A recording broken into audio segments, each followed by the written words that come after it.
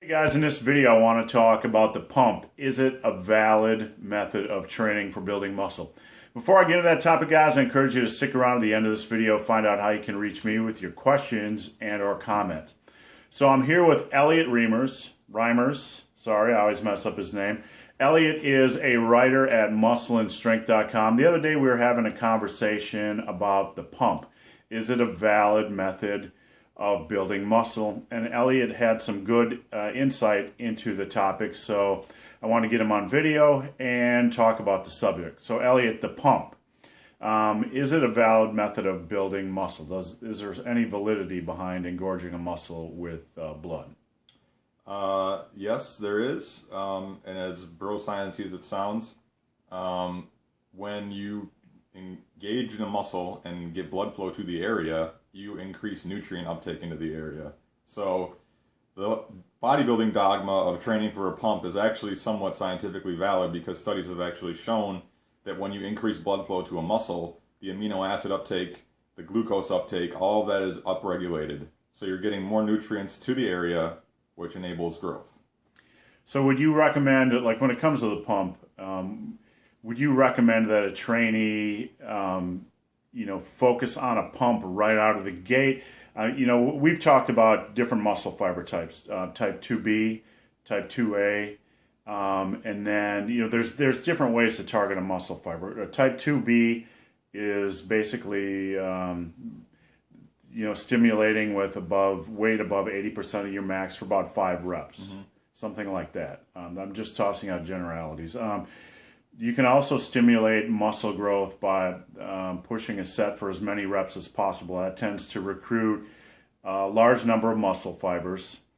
But then you also have the pump. So, any insight into how you think it's best for someone to approach training, considering taxing the different muscle fiber types and also using the pump?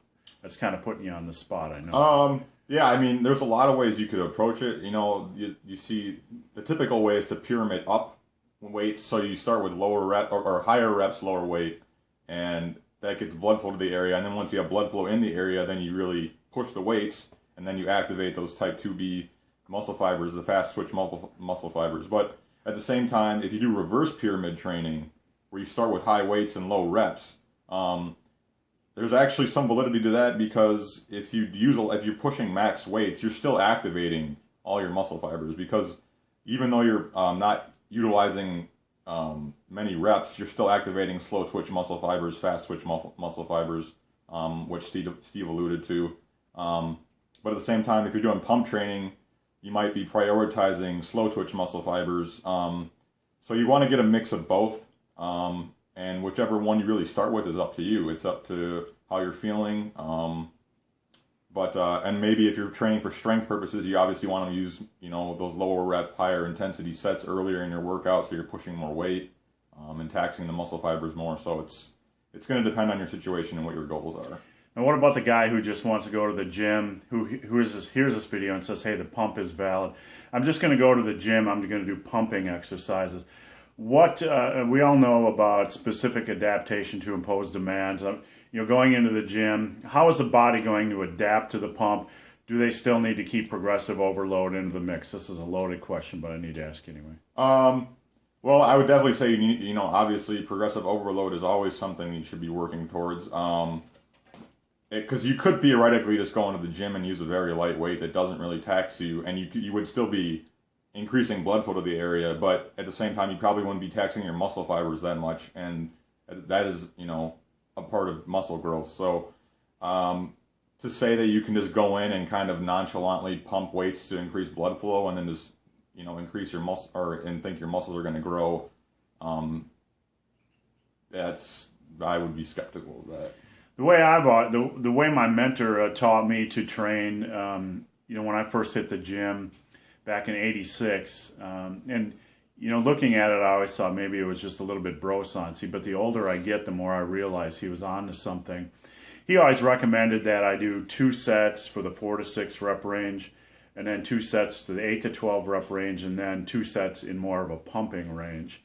And actually, when you consider muscle fibers, muscle fiber types, and the pump, that it's actually kind of a good way to train. You can actually start out with your heavy work, and then you can move on to a different rep range and pushing them for as many reps as possible, and then maybe finish off with some pump work. So my recommendation is, if you're going to go to the gym and do pump work, that you do some form of heavy training where you're doing some compound exercises for the 4, 5, 6, even up to 8 rep range. Then you do some more traditional bodybuilding work, maybe with some less intensive compound movements or heavy machine movements in the 8 to 12 rep ranges for maximum amount of reps. Push each set for as many reps as possible.